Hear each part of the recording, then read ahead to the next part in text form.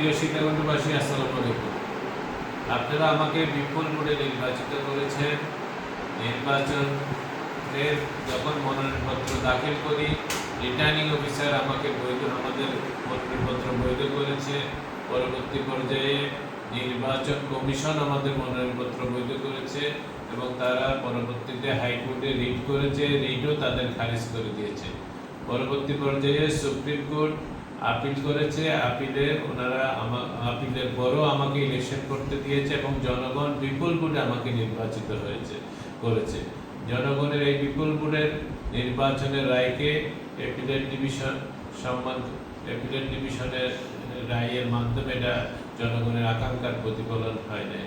ইতিমধ্যে আপনারা জানেন যে আমাদের যে ঋণ খেলাপির যে সংজ্ঞা ছিল, সেই সংজ্ঞা অনুসারে আমরা ওই যে প্রতিটি পর্যায়ে বৈধ হয়েছে। 72 ঘন্টা ময়েশ্চার লক সমৃদ্ধ লিলি বডি ওয়াশ, শিয়া বাটারের গুডনেস স্কিন রিপেয়ার করে রাখে সফট ও গ্লোয়িং।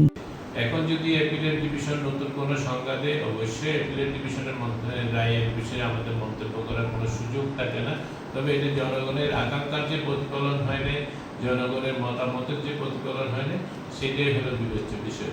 সব কিছু মিলে আমরা, যেহেতু অ্যাপিলেট ডিভিশন অ্যাপেস কোর্ট তাদের রায় পূর্ণাঙ্গ আসেনি, পূর্ণাঙ্গ রায়ের পরে আমরা আইনগত কোনো বিষয় থাকলে সব কিছু মিলে আমরা রিভিউ করার সুযোগ থাকবে এবং রিভিউর মাধ্যমে আমাদের বিশ্বাসে জনগণের রায়ের প্রতিফলন হবে এবং সব কিছু মিলে আমরা বিজয়ী হব ইনশাআল্লাহ।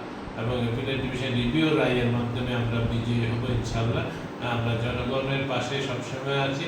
বাংলাদেশ জাতীয়তাবাদী দল সবসময় জনগণের আকাঙ্ক্ষার কথা চিন্তা করে এবং বাংলাদেশের উন্নয়নের কথা চিন্তা করে।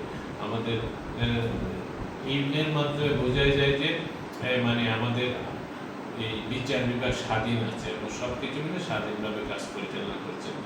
তবু আমরা আশা করব সামনের সময়গুলোতে রিভিউর মাধ্যমে আমরা জনগণের পাশে, জনগণের রায়ের প্রতিফলনটা আমরা দেখতে পাবো।